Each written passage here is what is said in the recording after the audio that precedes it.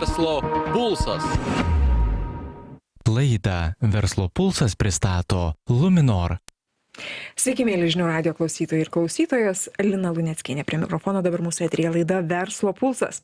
Ir šiandien kalbame apie neišvengiamus pokyčius, kurie jau nuo gegužės mėnesio pasieks verslo atstovus. Naujieji kasos aparatai ir naujoji apvalinimo tvarka atsiskaitant grynaisiais.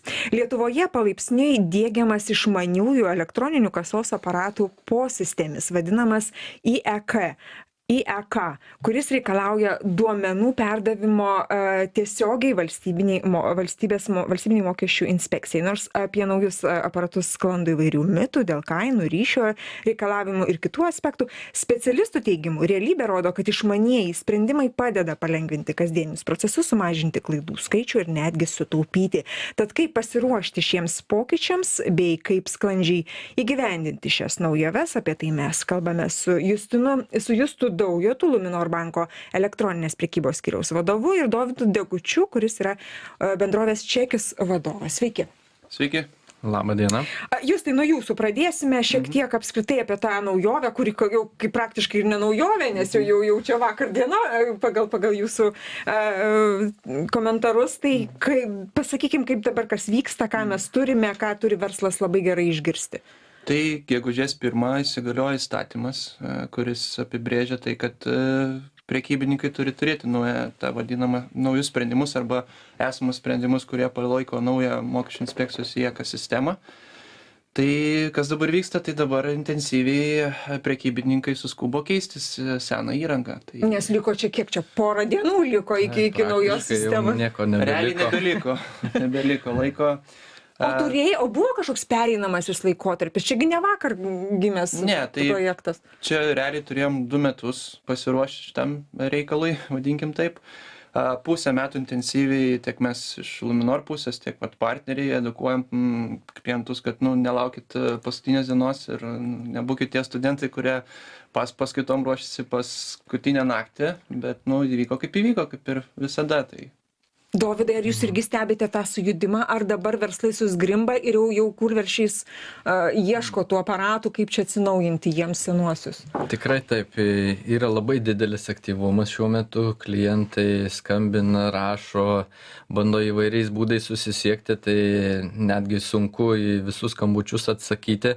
Tuo pat metu tai tikrai visiems stengiamės perskambinti ir atrašyti, tai būna taip, kad šiandien tarkim dienos skambučius gali būti atsakyti net rytoj. Tai didelis tikrai srautas. Šiandieną dar vienas laiškas nustebino, kada irgi pasikreipė klientė, sako, tik tai dabar sužinojau.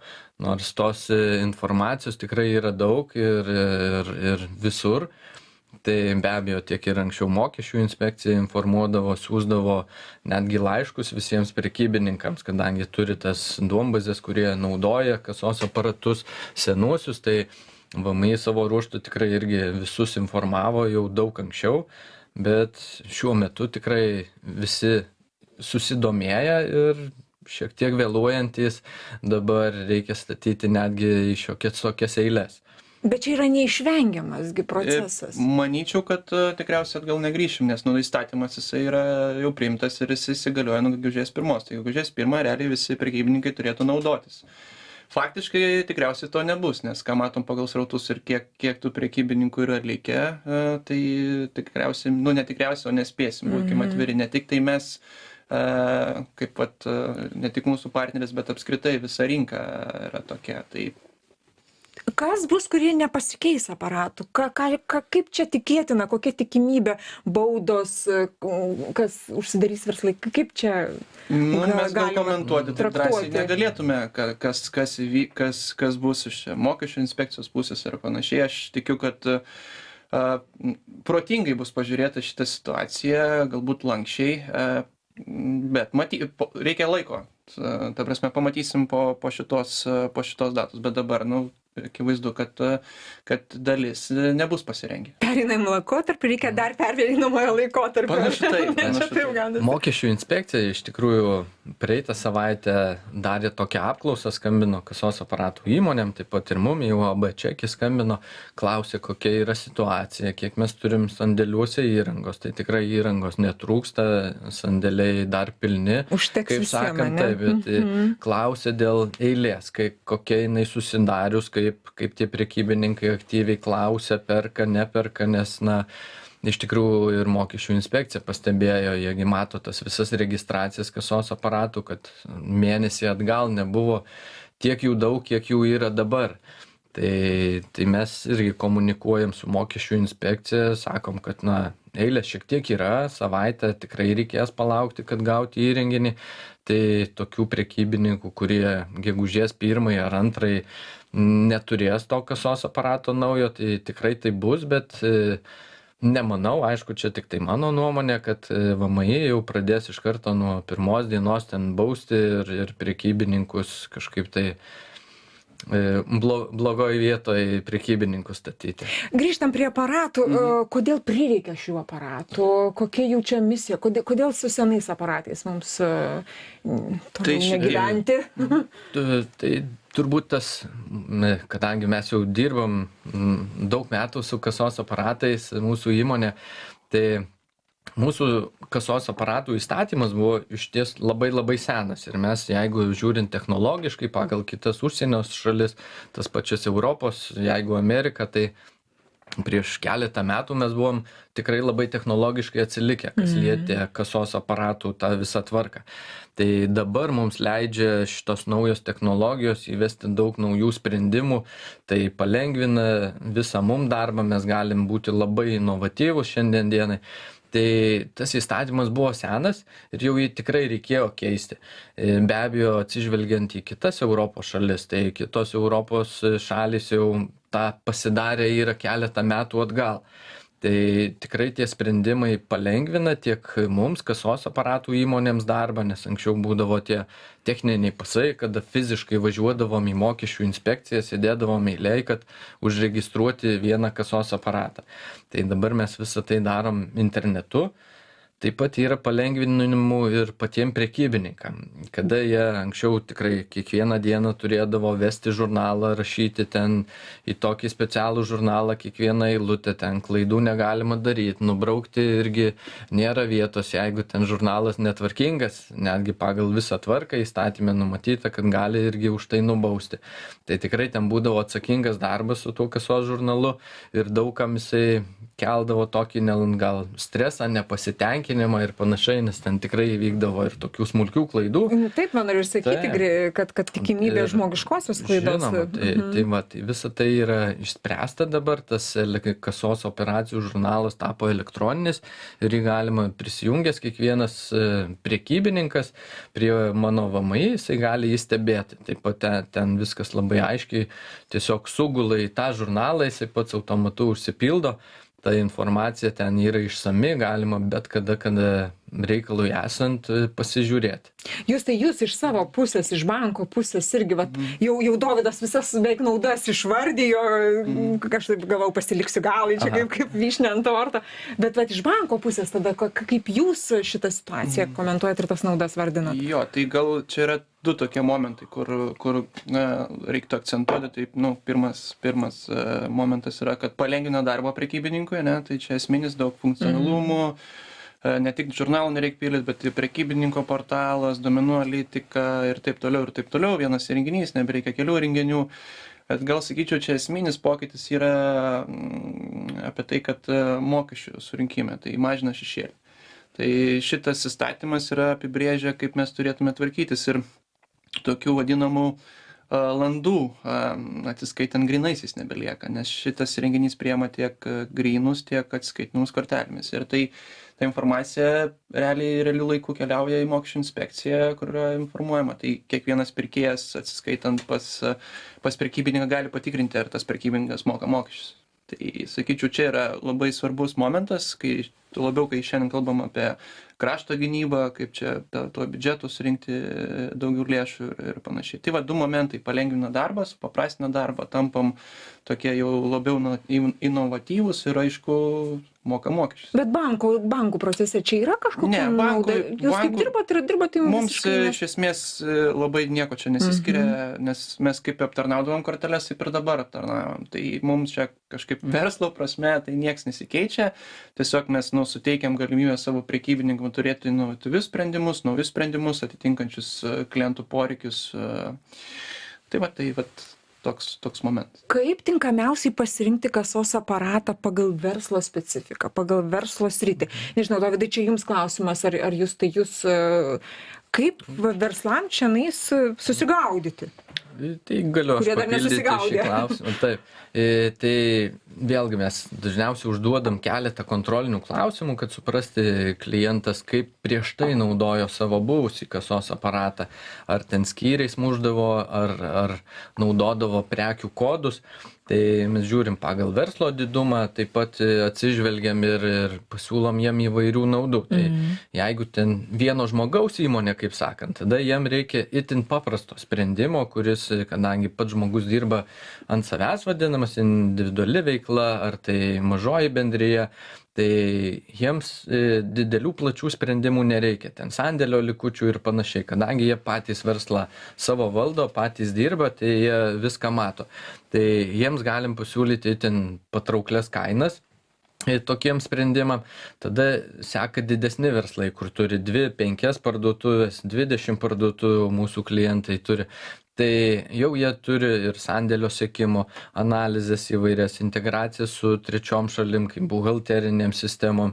Tai jau jiem įdomus yra platesni sprendimai, kurie gali daugiau analizių daryti. Vienoje platformoje valdo ten visas savo parduotuvės, gali jas stebėti, gali turėti skirtingas kainodaras kiekvienoje parduotuvėje. Taip pat ten turim integraciją su svarstyklėm, brūkšninių kodų skaitytuvais. Tai yra labai plati sfera prekybos, labai priklauso nuo prekybininko, tai mes išsiklausinėjam atėjusio kliento, ką jie naudoja, kaip jie naudoja, ar jie nori.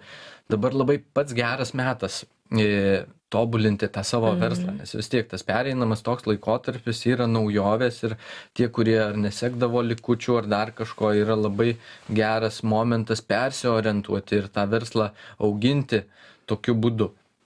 Justai, ką turi padaryti verslininkai, kurie galbūt, kaip ir sakė Dovydas, vakar gavo laišką, nustebusi, kad tos aparatus reikia pasikeisti. Ką turi verslininkas žinoti, norėdamas senąjį pasikeisti naują? Ar yra čia kažkokios sąlygos, kaip procesas vyksta? Yra 2 keliai realiai. Arba prekybininkas kreipiasi į savo kasų tiekėją ir klausia, ar jis turi tą sprendimą, galbūt jo kasa yra tiesiog sena, užtenka atnaujinti programinę įrangą, tikriausiai gali būti ir taip, kad reikia pasikeisti arba tuo pačiu pasižiūrėti, kokie yra variantai. Ir kitas kelias yra kreiptis į savo banką, gali kreiptis į Luminor banką, kur tiesiog pasikonsultuoti ir tada konsultantui padės pasirinkti tinkamiausią sprendimą. Aišku, atsakysim visus klausimus, kas liečia kainą. Jeigu kalba eina apie kainą, tai yra 2 galimi variantai, arba įrangą įsigyti iš kasų tiekėjo, tai šitoje vietoje čekis pagelbėtų. Jeigu įrangą norėtų nuomotis, šiek tiek lanksčiau pasižiūrėti, tai galima daryti per banką. Tai yra tų įvairiausių variantų, ne tik sprendimų, bet ir kaip pasirinkti tą sprendimą. Tai tiesiog reikia kreiptis.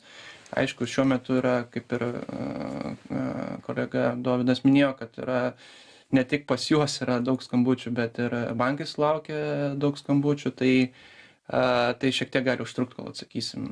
Taip pasistengsim pakelti, atsakyti, bet dabar, kaip minėjau, visi kažkaip suskubo paskutinę dieną, todėl... Kaip tie studentai jau čia klišė tampa, bet jau visi kažkaip tai... Nežinau, ar čia tautos bruožas? Man atrodo, čia žmogaus bruožas gaunasi šiandien. Kalbant apie kaip tos techninius sprendimus tikriausiai, ko reikia, kad tas aparatas veiktų, Wi-Fi'aus laido, kaip va čia šitos žinoti, įsivertinti? Nežinau, Dovydai. Tai taip, galimi keli būdai, tai dabartiniai šiuolaikiniai tie IECA kasos aparatai, visiems jiems reikia interneto. Tai, Be interneto jisai neveiks.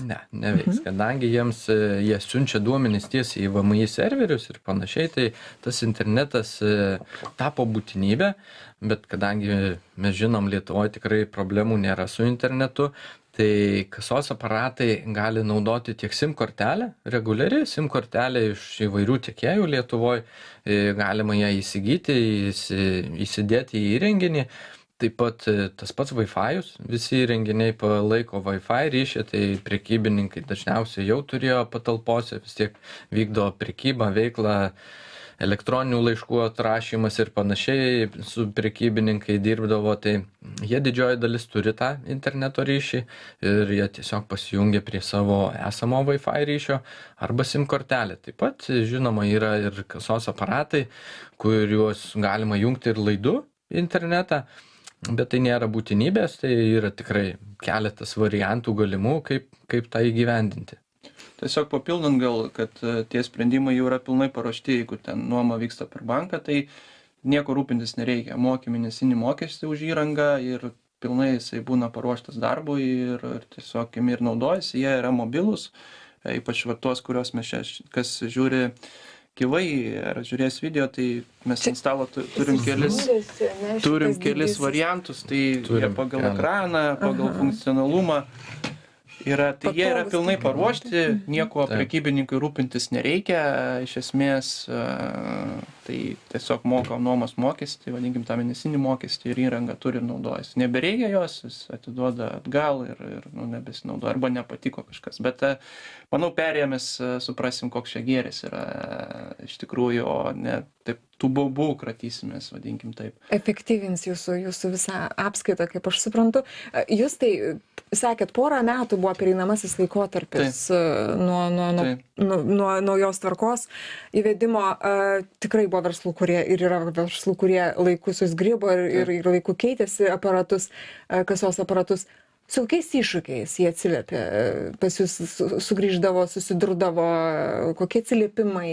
Ką per tos porą metų stebėjote šiam procese? Tai pagrindiniai keli dalykai, gal nuogąstavimas dėl kainos, kiek tokie renginiai kainuoja, bet mes čia gal šitą mitą galim sugriauti, kad tas renginys nėra brangus, jeigu ten gal palyginčiau su mobiliu telefonu, ar įrenginiu, tai jie irgi įvairiausių kainų yra nuo ten kelių šimtų.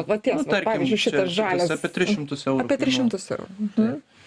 O va šitas jau tikriausiai... Šitas yra brangesnis, nes, kaip ir planšetinis ar kompiuteris būtų, tai jisai kainuotų ten 600, ne? 500 plus PVM-as, jo, prasideda jų kaina, bet iš tikrųjų, jeigu liečiant kainas, tai kadangi mes jau dirbam senai kasos aparatų srityje, tai žiūrint prieš 3 metus atgal, kada buvo dar tie senieji kasos aparatai, tai jie tikrai kainuodavo irgi nuo 250 eurų jau pats pigiausias būdavo, tai ir 270 tada pats pigiausias būdavo, tai dabar turim tų kasos aparatų, kurie kainuoja 230 eurų, tai netgi galim palyginti, kad tai yra pigiau. Tai vėlgi priklauso ten nešiojimas, stacionarus, turim įvairių dydžių, integruoti su bankais, tai vėlgi jie anksčiau būdavo įpratę, kad naudoti 2 įrenginius, tai vienas kasos aparatas ir banko kortelių skaitytuvus, tai vėlgi jie turėdavo išlaikyti ir tas 2 įrenginių administravimas gaudavosi, tai dabar, ką mes su Luminoru padarėm, ta mūsų išmanioji sistema AECA ir kaip minėjau, tas įstatymas mums leidžia būti inovatyviems, tai mes padarėm tokį sprendimą, kada vienas įrenginys ir kortelių skaitytuvas ir kasos aparatas priima tiek grynais, tiek kortelę atsiskaitimus, tai žiūrint į tas naudas, tai tikrai skaičiuojant ilguoju periodu, tai tikrai tos kainos nėra ženkliai išaugusios, kad ir žiūrint ten poros metų senumo ir infliacijos buvo ir tos ekonomikos įvairūs šuoliai, tai tikrai ta kaina nėra labai pakitusi. Jo labiau, kad neatsiperkanti per tam tikrą laiką. Taip, administracija. Jūs tai POS terminalai, kas čia, kokios čia naudos, privalumai? Jo, tai yra tie seniai vadinkim lietuviškai EKS, elektroninių kortelių skaitytuvai, kurie gali atrodyti lygiai taip pat, kaip atrodo dabartinis naujas sprendimas, tačiau jisai anksčiau priimdavo tik tai kortelinius mokėjimus. Kad Dovydas ir minėjo, buvo šalia kasa ir atskiras įrenginys. Dabar tas įrenginys yra, vadinkim taip, 2 viename, 3 viename sprendimas, kai klientų užtenka turėti vieną įrenginį ir jisai, nėra, kad ypač tie mobilūs prekybininkai, jiem užtenka vieną įrenginį pasiimti ir jisai gali prekiauti visur, kur yra mobilus internetas. Tai, sakyčiau, puikus, geras sprendimas, efektyvina darbą ir dar atitinka naujausius reikalavimus, kas. Mūsų laikas praktiškai visiškai baigėsi, bet jūs tai aš vieną sakinį iš jūsų prašysiu apie tą apvalinimą, atsiskaitant grynaisiais, kas čia per naujovę, nuo gegužės 1 įsigalioja visiškai nauja tvarka, keliais sakiniais pasakyti. Tai labai trumpai jau pamiršom paminėti, ačiū, kad priminė, tai nuo gegužės 1 ne tik tai keičiasi reikalavimas kasom, bet ir atsiranda naujas reikalavimas dėl apvalinimo, kai yra suapvalinima iki nebelieka 1-2 centų monetų ir yra apvalinima pagal tam tikrą formulę ir šitie renginiai jau apsprendžia automatiškai. Tai reiškia, kad prekybininkai automatiškai suapvalins į vieną ar kitą pusę pagal formulę. Taip, krepšelio sumą suapvalins ir tai yra viešoje erdvėje jau girdėtas reikalas. Tai šitie renginiai apsprendžia ir protingai pagal tą reikiamą schemą apvalina grynųjų pinigų atsiskaitimus. Noriu dėkoti Jums už pokalbį žinių radijo klausytojams. Priminsiu, kad laidoje Verslo pulsas šiandien svečiavosi Luminor banko elektroninės prekybos skyriaus vadovas Justas Daujotas ir bendrovės Čekis vadovas Dovydas Degutis. Laidą vedžiau aš, Lina Luneckienė, ir toliau likite su žinių radiju. Gražių Jums dienų. Laidą Verslo pulsas pristato Luminor.